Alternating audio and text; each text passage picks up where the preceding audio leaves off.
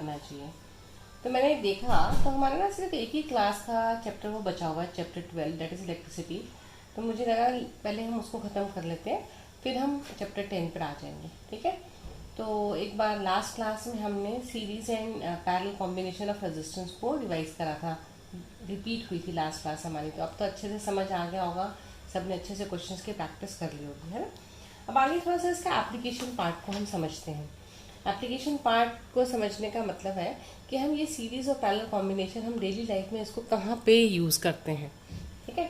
तो सबसे पहला इम्पॉर्टेंट है हमारे डोमेस्टिक में जितने भी हमारे घरों में जितने भी इलेक्ट्रिकल सर्किट्स लगे हुए हैं, जैसे आपके बेडरूम में, आपके ड्राइंग रूम में, आपके डाइनिंग हॉल में, अलग अलग रूम्स में लाइट्स हैं ना।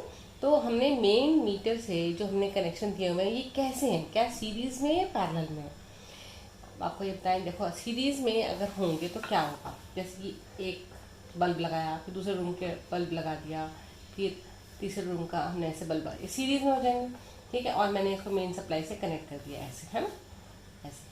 अब अगर मेन सप्लाई से कनेक्ट कर देंगे तीनों को सीरीज में, तो अगर सपोज किसी भी कारण से ये बल्ब फ्यूज़ हो गया, ये बल्ब जो है फ्यूज़ हो गया, तो मतलब ये यहाँ से करंट उठ गया, तो ये एक तरीके से ब्रेक आ गया, है ना। तो क्या आगे करंट जाएगा, करंट नहीं जाएगा। तो मतलब पूरे तीनों कमरों में से लाइट गायब हो जाएगी। तो इसका मतलब हम ऐसा तो नहीं होता, हम घरों में देखते हैं ऐसा तो नहीं होता एक कमरे की लाइट चली जाएगी, तो ऐसा तो नहीं कि सारे कमरों की लाइट चली जाती है। वो हर कमरे का अलग अलग कनेक्शन है, हर कमरे का अपना अलग कनेक्शन है, उसी के बेसिस पर वो कनेक्शन जो है वो नहीं होता है। इसका मतलब हर कमरे का अलग कनेक्शन, मतलब हर ये सारे अप्लाइंसेज जो है वो कैसे लगे हुए हैं, पैरेलल लगे हुए हैं। तो पैरेलल में हमारे जितने भी सर्किट्स होते हैं वो हमारे घरों में जो इलेक्ट्रिक कनेक्शन होते हैं वो पैरेलल होते हैं। तो मैंने सबसे पहला पॉइंट बताया, अगर सीरीज में हो तो अगर one electrical appliance stops working due to some defect then all other appliances will also stop working. अगर हम सीरीज में करेंगे तो ये प्रॉब्लम आएगी, ठीक है। दूसरी डिसएडवांटेज क्या होगी अगर हम सीरीज में लगाते हैं, तो जितने भी इलेक्ट्रिकल अप्लायंसेज हैं उन सब का एक ही स्विच होगा। तो मतलब क्या, हम इन सेपरेटली किसी को स्विच ऑन और ऑफ नहीं कर सकते। मतलब अगर एक स्विच लगाया तो सारे के सारे एक साथ ऑन हो जाएंगे, तो वेस्टेज ऑफ इलेक्ट्रिसिटी है। तो हमें ये भी ध्यान रखना, सेपरेट हम स्विच लगा ही नहीं पाएंगे उसके लिए। तो इसलिए ये भी एक प्रॉब्लम आ जाती है कि हम सीरीज में लगाएंगे तो। और एक और क्या डिसएडवांटेज है कि सभी के अप्लायंसेस को चलने के लिए क्या चाहिए, 220 वोल्ट चाहिए, है 220 वोल्ट चाहिए। बट जैसे हमने सीरीज में लगाया तो हमें पता है सीरीज में तो वी डिवाइड हो जाता है, तो हर अप्लायंस के पास 220 वोल्ट पहुंच ही नहीं पाएगा। तो कैसे वो स्टार्ट होगा काम करना, तो वो स्टार्ट ही नहीं हो पाएगा अप्लायंस। और भी सेम कब होगा, जब हम सारे कनेक्शन को क्या करें, पैरेलल में करें। तो ये भी एक डिसएडवांटेज है सीरीज में लगाने का। दूसरा, सीरीज में जब हम लगाएंगे ना सारे अप्लायंसेस को, तो ओवरऑल रेजिस्टेंस सीरीज में क्या हो जाती है, बढ़ जाती है। हमने पढ़ा ना फॉर्मूला, सीरीज का फॉर्मूला क्या पढ़ा था हमने, it is R is equal to R1 plus R2 plus R3। तो सीरीज में हमेशा रेजिस्टेंस क्या हो जाती है, बढ़ जाती है। तो सीरीज में लगाएंगे तो सीरीज रेजिस्टेंस जो है वो बढ़ जाएगी। रेजिस्टेंस बढ़ते ही करंट जो है सप्लाई से क्या हो जाएगा, कम आएगा, ठीक है ना। तो इसलिए हमारा जो है अप्लायंसेस जो काम करेंगे वो बहुत अच्छे से काम नहीं करेंगे। इसलिए हम सारे के सारे कनेक्शंस कैसे करते हैं, अपने होम डोमेस्टिक में पैरेलल में कनेक्शंस करते हैं, ठीक है। आया समझ में, ठीक है। तो चार एक तरीके से डिसएडवांटेज, चार उसकी क्या बन जाएंगी, एडवांटेजेस बन जाएंगी। जैसे मैंने ये बताया ये डिसएडवांटेजेस हैं कि अगर हम सीरीज में करते हैं। एग्जाम में अगर आ जाता है कि what are the advantages of doing the electrical connections in parallel, तो बस इसी की लैंग्वेज को आपने चेंज कर देना है कि पैरेलल करेंगे तो ये प्रॉब्लम्स नहीं आएगी, ठीक है। नेक्स्ट टॉपिक है हमारे पास इलेक्ट्रिक पावर। अब देखो बच्चे क्या हुआ कि हमने जब क्या लगाया, बैटरी लगाई, तो बैटरी से करंट फ्लो होने लग गया। तो इसका मतलब जब इलेक्ट्रॉन मूव कर रहे हैं तो वर्क डन हो रहा है ना। तो कितना अमाउंट ऑफ वर्क डन हो रहा है पर unit time, that is known as electrical power, ठीक है। तो electrical work done upon time is known as power. अब ऐसे यूनिट ऑफ पावर क्या बनेगा, जूल्स पर सेकेंड, दैट उसको बोलते हैं हम वॉट, है ना। और दूसरे यूनिट्स होते हैं किलो वॉट, मेगा वॉट, इसको क्या बोलते हैं हम, and this is your kilo watt and this is known as mega watt. तो 1 kilowatt is equal to 1000 watt and 1 megawatt is equal to 10⁻⁶ watt. Clear. So electric power is the rate at which electrical energy is basically consumed, है ना। किस rate से electrical energy आप consume करते हो उसको बोलते हैं इलेक्ट्रिक पावर। हम और भी बहुत सारे तरीके हैं इलेक्ट्रिक पावर को लिखने के। देखो कैसे, हमें पता है, अभी ये डेफिनेशन बताया आप लोगों को। अब V क्या होता है, W बाई क्यू, तो W की वैल्यू क्या ले सकते हैं हम, V इंटू क्यू। V मतलब पोटेंशियल, Q मतलब चार्ज, W मतलब वर्क डन। तो work done can also be written as potential difference into charge. तो वर्क डन की जगह हमने लिख दिया पोटेंशियल डिफरेंस इंटू चार्ज इस फॉर्मूले में, है ना। तो अब हमारे पास Q बाई टी क्या होता है, करंट। तो ये क्या बन जाएगा, power is equal to P into I. ठीक है, समझ आया। अब अगर हम V को आई आर लिखें तो ये क्या बन जाएगा, ये किसने कहा था, ये ओम्स लॉ ने कहा था। V is equal to I R किसने बोला था, ओम्स लॉ ने। तो इसलिए हमने जब हम इसको लिखेंगे तो ये क्या बन जाएगा, power is equal to I square into R. और अगर मैं I is equal to V by R लिखती हूँ तो ये क्या बन जाएगा, power is equal to V square by R. ठीक है, तो पावर को, इलेक्ट्रिक पावर को कितने तरीके से लिखा है, वन फार्मूला, ठीक है ना, second formula, third formula and fourth formula. ठीक है, अकॉर्डिंग टू आर रिक्वायरमेंट हमें इसको यूज़ करना होगा। जैसे अगर किसी भी बल्ब पर पावर रेटिंग अगर 100 वाट है ना, इसका क्या मतलब है कि इसने 100 joules of electrical energy consume कर रहा है एक सेकेंड में। एक बल्ब के ऊपर अगर 100 वाट लिखा हुआ है, इसका क्या मतलब है, वो एक सेकेंड में कितनी एनर्जी कंज्यूम कर रहा है, इलेक्ट्रिकल एनर्जी 100 जूल्स। ठीक है, ये बात का आपको मीनिंग समझ में आना चाहिए। इसका मतलब इलेक्ट्रिकल एनर्जी को हम कह सकते हैं इलेक्ट्रिक पावर इनटू टाइम। इसका मतलब इलेक्ट्रिकल एनर्जी किन किन फैक्टर पर डिपेंड करती है, इलेक्ट्रिक पावर पर डिपेंड करती है कि मतलब उसको कितनी पावर है, उस अप्लायंस की कितनी पावर कंजम्पशन है और कितनी देर के लिए आपने चलाया। जैसे फॉर एग्जांपल अगर आपका हमारा एक हम कहते हैं बल्ब 100 वाट का बल्ब है, ठीक है, और आपने उसको सपोज 5 मिनट के लिए चलाया। और ऐसे ही अगर मेरा 60 वाट का बल्ब है और उसको आपने या 50 वाट का बल्ब है, उसको आपने कितनी देर के लिए चलाया, 5 मिनट के लिए चलाया, तो क्या दोनों सेम कंजम्पशन यूज़ करेंगे, दोनों की, क्योंकि पावर अलग अलग है। बट अगर पावर सेम है और टाइम अलग अलग होगा तो भी इलेक्ट्रिकल एनर्जी सेम नहीं होगी। तो इसका मतलब इलेक्ट्रिकल एनर्जी दो बातों पर डिपेंड करती है, इलेक्ट्रिक पावर और इलेक्ट्रिक और टाइम कितनी देर के लिए आपने उसको चलाया। ठीक है, कमर्शियल यूनिट भी हम इलेक्ट्रिकल एनर्जी जैसे हम यूज़ कर रहे हैं तो आपके घरों में जो बिल आता है उसके ऊपर इलेक्ट्रिकल एनर्जी आपने कितनी कंज्यूम करी उसका वो आपसे डिमांड करते हैं कि आप इतनी पेमेंट कीजिए। तो जो कमर्शियल यूनिट हम यूज़ करते हैं इलेक्ट्रिकल एनर्जी को एक्सप्रेस करने का, that is kilowatt hour. Commercial unit का मतलब है एनर्जी का ऐसे यूनिट हमें पता है क्या है, जूल्स, है ना, ये उसका ऐसे यूनिट है। तो कमर्शियल यूनिट क्या बनेगा उसका, किलोवाट आवर। 1 किलोवाट आवर कितने जूल्स के बराबर है ये हम निकाल सकते हैं। ये वैसे होता है 3.6 इंटू 10⁻6 जूल्स। ये प्रूव कर सकते हैं हम कैसे, देखो मैंने लेफ्ट हैंड साइड करके बताया कि लेफ्ट हैंड साइड में क्या है, किलोवाट आवर, किलोवाट को वाट में लिखो 1000 वाट और आवर्स को लिखो 60 इंटू 60 सेकेंड्स। तो ये क्या बनेगा 36 into 10⁻5 watt second and one watt into 1 second is 1 joule. तो 36 इंटू 10⁵ जूल्स और we can say divided by 10 करो मल्टीप्लाइड बाय 10 करो तो 3.6 into 10⁻6 joules. So 1 kilowatt hour is equal to 1 unit भी बोलते हैं। ठीक है, तो मतलब अगर मैं ये कहती हूँ कि if 1 unit of electricity cost से ₹3, इसका क्या मतलब है, इसका मतलब ये है कि 1 किलोवाट और 1 किलोवाट आवर की जो इलेक्ट्रिकल एनर्जी का यूनिट होता है, 1 kilowatt hour of electrical energy की कॉस्ट है कितनी, ₹3। ठीक है, इसका मतलब ये है। बात समझ में आई आप लोगों को। ठीक है, अब कुछ क्वेश्चन करेंगे इसके बेस्ड। उसने बोला what will the current drawn by an electric bulb of 40 वाट। ठीक है, सोल्यूशन करें हम, देखें उसको। इसका है कितना, 40 वाट आपका पावर दे दिया उसने आपको।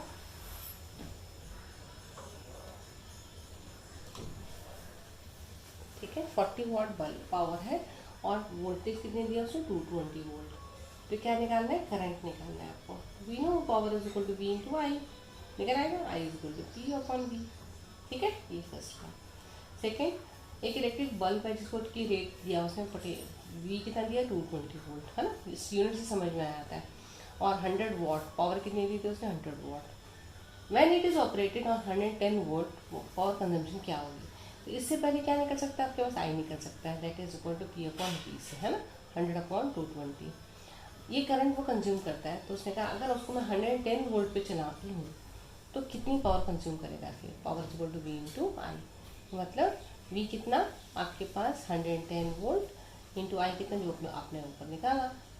ठीक है, वोल्ट न्यूमेरिकल पुट करते समय हमें वोल्ट नहीं लिखना है, वी कैंसिल हो गया, दिस इज और दिस इज दिस 50 वाट वो पावर कंज्यूम करेगा। ठीक है, एक और question. A radio set of 60 watt runs for 50 hours. How much electrical energy is consumed? Power कितना 60 watt, टाइम कितना 50 hours. ठीक है, how much electrical energy is consume. Electrical energy is equal to power into time. ठीक है, but power किस में होनी चाहिए, किलोवाट में है. तो 60 डिवाइडेड बाय 1000, तो ये आ जाएगा 0.06 किलोवाट. ठीक है, तो ये बन जाएगा 0.06 इंटू 50. सो दिस इज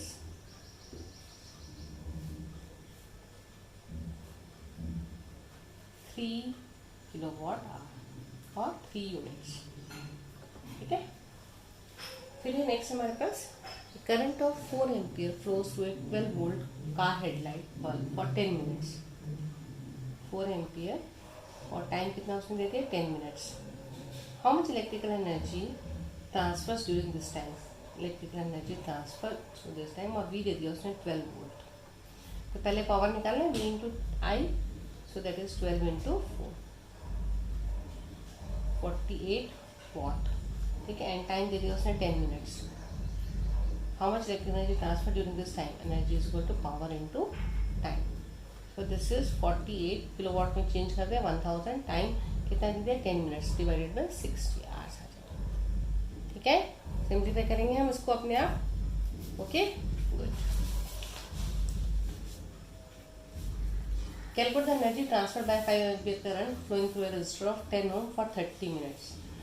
आई है आपके पास और आर है आपके पास. तो 30 मिनट्स के लिए इलेक्ट्रिकल एनर्जी ट्रांसफर निकालना है. तो कैसे निकालेंगे, हमारे पास एनर्जी तो होता है पावर इनटू टाइम और हमारे पास रखा आई और आर. तो I square R into T से निकालना है. ठीक है, एनर्जी ट्रांसफर ये जो आएगा वॉट में आएगा, है ना. इसको फिर किलोवाट आवर में चेंज करेंगे. 1000 से डिवाइड करना पड़ेगा और टाइम को भी आवर्स को से डिवाइड करना पड़ेगा. ठीक है, 60 से डिवाइड करना पड़ेगा. Similarly, bulb is rated at 200 volt, 100 watt. What is its resistance? निकल आएगा resistance power is equal to V square by R फॉर्मूले से resistance आ जाएगा. 5 such bulbs burn for 4 hours. What is electrical energy consumed? ठीक है, तो power is equal to V square by R, मतलब 200 square divided by R, है ना. ये आता है. या फिर हमारे पास ये इसने दे दिया what is the resistance, तो R आ जाएगा हमारे पास. पावर दे रखा है उसने 100 watt. 100 is equal to 200 square divided by R. So R is equal to 200 square divided by 100. So it is 200 into 2. That is 400 ohm. Okay. 5 such bulbs burn for 4 hours. 5 such bulbs. तो मतलब total R कितनी हो जाएगी 400 into 5, है ना. 4 घंटे के लिए गिरा वो तो अलग बात है. पहले 5 such bulb की रेजिस्टेंस वो कितनी जाएगी. तो 400 प्लस 400 5 टाइम्स करेंगे तो इंटू 400 कर दें तो इट इज 22,000 ओम. यस, ये आर टोटल आ गया. टाइम कितना दे दिया उसने 4 आवर्स. ठीक है, what is electrical energy consume. Electrical energy consume will be equal to I square into R into T. ठीक है ना. तो ये पढ़ा है हमने फॉर्मूला, या फिर V square by R into T. V square by R into T ये ज़्यादा ठीक है क्योंकि आई तो हमारे को अभी निकालना पड़ जाएगा. तो वी दे रखा है हमको 200 स्क्वायर और आपने आर निकालना 2000 और टाइम कितना दे दिया उसमें 4 hour. Calculate the cost if the rate is 4.60 per unit. ये जो निकालोगे किलोवाट आवर में आ गया. ठीक है, ये इसको 1000 से डिवाइड करोगे तो किलोवाट. ठीक है, मतलब 1000 से डिवाइड करोगे किलोवाट आवर. यूनिट हो गया 1 kilowatt hour equal to 1 unit, है ना. तो कॉस्ट ऑफ 1 यूनिट दे दिया उसने कितना आपको 4.60. ओके, तो इतने की एक्स सपोज आ गया तो एक्स की कॉस्ट कितनी, तो 4.60 इंटू एक्स, जैसे आपका फाइनल आंसर आ जाएगा. ठीक है, इसको हम सिंप्लीफाई करेंगे और निकालेंगे. कोई डाउट आएगा तो आप मेरे से पूछ सकते हैं. मेरा नंबर सबके पास है. You are free to talk to me at any time. I can explain anything, whatever you are going to ask, whatever you feel like, you can ask me. Send SMS if you feel. Then I will also give you a call. I can also call you to you just give me the message. You need to call. You need my help. I will definitely provide you have the solution whatever you are asking me. Fine. चलिए आगे.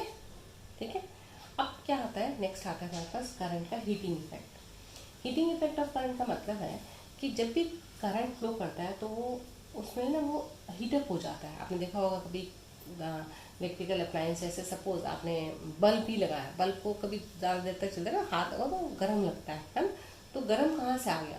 Actually में current से पास हो रहे हैं ना high resistance wire में से, जैसे नाइक्रोम में से पास कराएं, तो रेजिस्टेंस बहुत ज़्यादा होने की वजह से रेजिस्टेंस जो वायर की वो जो है बहुत ज़्यादा होती है, जिसकी वजह से वो बहुत गर्म हो जाता है और हीट प्रोड्यूस करता है। इसको बोलते हैं हीटिंग इफेक्ट ऑफ करंट। तो बेसिकली ना एक्चुअल में क्या होता है, जो हम इलेक्ट्रिकल एनर्जी पास कर रहे हैं वो हीट एनर्जी में कन्वर्ट होती है, तो उसको हम बोलते हैं हीटिंग इफेक्ट ऑफ करंट। कितना हीट एनर्जी प्रोड्यूस हो रही है वो निकाल सकते हैं हम कैसे, कि जैसे work done is equal to charge into potential, charge को लिखते हैं आई इंटू टी और वी को लिखोगे आई आर, तो I square R into T. This work done is basically electrical energy gets converted into heat energy. तो इसका मतलब हीट एनर्जी किस बात पर डिपेंड करती है, कितना करंट फ्लो करा है, स्क्वायर ऑफ द करंट, कितनी रेजिस्टेंस है और कितनी देर के लिए आपने उसको पास कराया, इतनी इस बात पे डिपेंड करेगी कि हीट एनर्जी उसमें से कितनी प्रोड्यूस हुई। ठीक है, तो हीटिंग इफेक्ट ऑफ करंट के ना बहुत सारी एप्लीकेशंस हैं। जैसे जितने भी इलेक्ट्रिकल अप्लायंसेस हैं, इलेक्ट्रिक हीटर हो गया, इलेक्ट्रिक केटल हो गया, hair dryer, immersion rod, geyser, ये सब इलेक्ट्रिकल हीटिंग अप्लायंसेस हैं जो कि इसी प्रिंसिपल पे बेस्ड हैं। काफ़ी डिटेल में मैं डिस्कस करना है इलेक्ट्रिक बल्ब को। बल्ब के अंदर ना एक तो टंगस्टन फिलामेंट होता है, ठीक है। टंगस्टन फिलामेंट की क्या प्रॉपर्टी है, वो एक तो बहुत थिन और हाई रेजिस्टेंस की वायर होती है। उस जो है ना, जैसे ही उसमें से करंट पास होता है तो वो वाइट हॉट इतना गर्म हो जाता है, और जैसे ही वो गर्म होता है लाइट एमिट करने लगता है। जो वायर जिसके थ्रू हमने वो बल्ब के अंदर करंट भेजा वो क्या है, कॉपर की बनी हुई है, उसकी रेजिस्टेंस कम है, तो उसमें इतना हीटिंग इफेक्ट नहीं आता जितने कि टंगस्टन में आया था, क्योंकि उसकी रेजिस्टेंस बहुत ज़्यादा है। तो ये एक मेन बात है। दूसरा, टंगस्टन का मेल्टिंग पॉइंट बहुत हाई है, क्योंकि इतना हॉट होने पर भी वो मेल्ट नहीं हो रहा, इसलिए भी हम टंगस्टन को यूज़ करते हैं।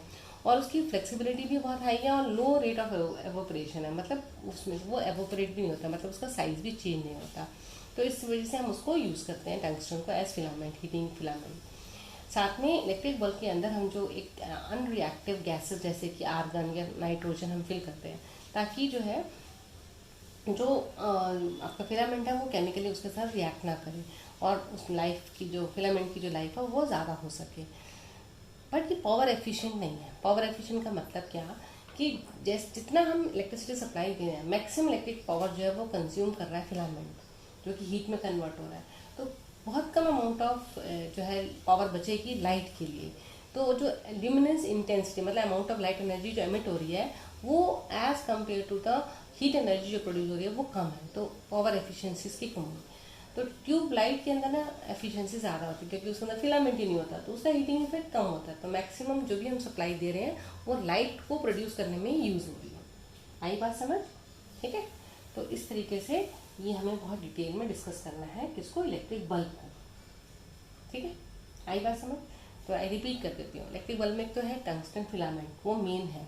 हमने टंगस्टन को क्यों यूज़ किया, क्योंकि उसकी हाई रेजिस्टेंस है, ये मैंने यहाँ पर बातें बताई, उसके अंदर उसकी हाई रेजिस्टेंस है, ठीक है, और उसका मेल्टिंग पॉइंट भी बहुत ज़्यादा है और वो फ्लेक्सिबल है और उसका लोअर रेट ऑफ ऑपरेशन है, इसलिए हम टंगस्टन को यूज़ करते हैं। और साथ में उसके अंदर हम जो है क्यों वैक्यूम रखते हैं, वैक्यूम मतलब कोई और रिएक्टिव गैसेस ना करके अनरिएक्टिव गैसेस फिल करते हैं, जैसे आर्गन या नाइट्रोजन, ताकि फिलामेंट की जो लाइफ है वो बढ़ सके। और वो बट फिर भी इतना सब होने के बाद वो पावर एफिशिएंट नहीं है, क्योंकि जो भी हम सप्लाई दे रहे हैं मैक्सिमम इलेक्ट्रिक पावर जो है वो उस हीट में कन्वर्ट हो जाती है। तो बड़ी बहुत कम अमाउंट ऑफ जो पावर सप्लाई है, इलेक्ट्रिकल एनर्जी जो है बचती है लाइट में कन्वर्ट करने के लिए। तो ट्यूब लाइट्स अगर हम देखें तो उनकी वो ज़्यादा पावर एफिशिएंट है, क्योंकि जितनी हम सप्लाई दे रहे हैं उसके अंदर फिलामेंट ही नहीं है, तो हीटिंग इफेक्ट उनका कम हो जाता है। तो इसलिए ट्यूब लाइट्स जो है वो ज़्यादा पावर एफिशिएंट कहते हैं। एक और इसका एप्लीकेशन है, that is known as electric fuse. Electric fuse जो है ना, वो हमारे पता है ना आपको, इलेक्ट्रिकल जितनी भी हाउस होल्ड वायरिंग है उनको प्रोटेक्ट करने के लिए हम बनाते हैं, वो भी इसी हीटिंग इफेक्ट उस पर डिपेंड करता है। एक्चुअली जो फ्यूज़ है ना वो शॉर्ट लेंथ की टिन प्लेटेड कॉपर वायर ही होती है, उसका मेल्टिंग पॉइंट बहुत कम होता है और रेजिस्टेंस ज़्यादा होती है। तो जैसे ही आपका इलेक्ट्रिकल एज कम्पेयर टू, तो जितनी इलेक्ट्रिकल वायरिंग पूरी हाउस में की हुई है एज कम्पेयर टू दैट इसकी रेजिस्टेंस ज़्यादा हो जाती है, क्योंकि आपने उसको टिन प्लेट कर दिया। ठीक है, तो जैसे ही ज़्यादा अमाउंट ऑफ करंट उसमें से जाएगा तो वो एकदम से मेल्ट हो जाएगा और वो पूरे हमारे सर्किट को डिस्कनेक्ट कर देगा, तो हमारे अप्लायंसेस जो हैं वो डैमेज होने से बच जाते हैं। तो फ्यूज़ जो है वो इसी प्रिंसिपल पे बेस्ड है, हीटिंग इफेक्ट ऑफ करंट पे। ठीक है, इसके और बेसिक कुछ क्वेश्चन है वो देखते हैं। उसने बोला potential energy of 250 volt is applied across a resistance of 500 watt. Potential difference बोल सकते हैं हम in electric iron. Calculate the current and heat energy produce in joules in 10 second. ये है आपके पास V, ठीक है, ये है आपके पास R. तो current calculate current is equal to I is equal to V by R. ठीक है, आई आ गया, एच निकल आएगा I square R into T से. ठीक है, और जब आपका जूल्स में आएगा तो ये भी ये सब क्या होगा आपके पास, answer will be in joules, क्योंकि सबको सारे आप ऐसे यूनिट पर लेके चल रहे हो. ठीक है, calculate heat energy produce when 19650 coulomb दे दिया उसने आपको कितना 9650 coulombs of charge is transferred in 1 hour through potential difference of 50 volt. ठीक है, क्या निकालना है, हीट कैलकुलेट हीट प्रोड्यूस. पहले तो हम आई निकाल रहे हैं इसे क्यू बाई टी से. हम 96500 टाइम 1 आवर दिया तो 60 मिनट इंटू 60 सेकेंड ये आ गया. So it is 965 divide by 36 ampere. Current आ गया आपके पास. और ठीक है, और टाइम दे दिया उसने 1 आवर. तो आपके पास heat is equal to I square R into T. ठीक है, पर आर भी नहीं दे रखा है हमको, पर पोटेंशियल डिफरेंस दे रखा है हमको. तो आर निकल आएगा वी अपॉन आई से. Yes, 50 upon this 965 into 36. So this is I square that is 965 upon 36 whole square into R 50 into 36 divided by 965 into time is 1 hour. ठीक है, निकल आएगा, कैंसिल कर देंगे, इसको सिंप्लीफाई करेंगे. This will be in joule. Next question. Two conducting wires of same material and of equal length and equal diameters are first connected. Same material है, equal length के equal diameter, मतलब R will be same, दोनों की R same है ना. Connected पहले series में लगाया फिर पैरेलल में across the same potential difference. The ratio of heat produced in series and parallel combination. At series combination में क्या same रहेगा, I square R into T. Okay, same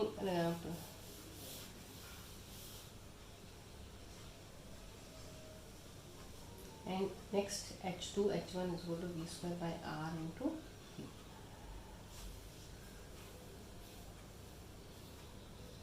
Ratio of heat produced in a series and parallel combination. तो हम इस फॉर्मूले से use करके इसको निकाल सकते हैं. ठीक है, कोई डाउट आएगा तो हम दोबारा से इसको डिस्कस कर सकते हैं. Okay, next electric heater draws a current of 10 ampere. ठीक है, ये आई दे दिया उसने आपको, ये V. It is a cost of using the heater for 5 hours. Yes, H is equal to I square R into T. ठीक है, ये से हमारे पास पावर आ जाएगी. ठीक है, फॉर 5 years एवरी डे. तो ये फॉर 1 डे निकलेगा. इसको किलोवाट में चेंज करने के लिए 1000 से डिवाइड कर देंगे आप इसको. ठीक है, तो 30 डेज के लिए फॉर 30 डेज इसको आप पावर इंटू 30 कर देंगे, पावर इंटू टाइम का. तो ये आपके पास suppose this is your X, तो एक्स इंटू 30 कर देंगे. और फिर कॉस्ट निकालनी है. कॉस्ट क्योंकि उसने पूछा ना what is the cost of using heater. तो कॉस्ट ऑफ 1 यूनिट उसने दिया आपको कितना, ₹5.20. तो कॉस्ट ऑफ 30x कितना होगा. Yes, good. ठीक है, so this you have to practice, you have to solve. I have given you the hints, you have to solve those questions and if you face any problem you can discuss. अच्छा, एक बच्चे ने मेरे से questions के answers पूछे हैं. ठीक है, तो नेक्स्ट क्लास में मैं सभी क्वेश्चंस के सारे नोट्स लेके हम बैठेंगे नेक्स्ट क्लास में, और मैं सबके आंसर्स आपको बताती चली जाऊँगी. इसका आंसर क्या है, इसका आंसर क्या है. ठीक है, तो आज की क्लास हम यहीं पे ख़त्म करते हैं, और इसी के साथ हमारा ये चैप्टर भी ख़त्म हो जाता है, इलेक्ट्रिसिटी चैप्टर 12. नेक्स्ट क्लास में हम पहले इसी की प्रॉब्लम्स डिस्कस कर लेंगे, सबके आंसर्स डिस्कस कर लेंगे.